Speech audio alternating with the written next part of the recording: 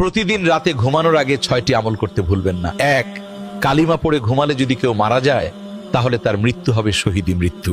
2, দুরূদ শরীফ পড়ে ঘুমালে মৃত্যুর পর দুরূদ হবে সুপারিশকারক। 3, ঘুমের দোয়া পড়ে ঘুমালে সারা রাত ইবাদতের সওয়াব পাওয়া যাবে।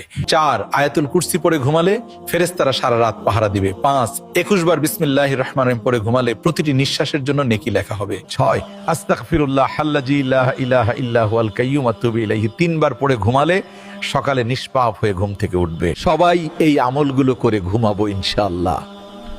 ভিডিওটি ভালো লাগলে বন্ধুদের সাথে শেয়ার করে দিন।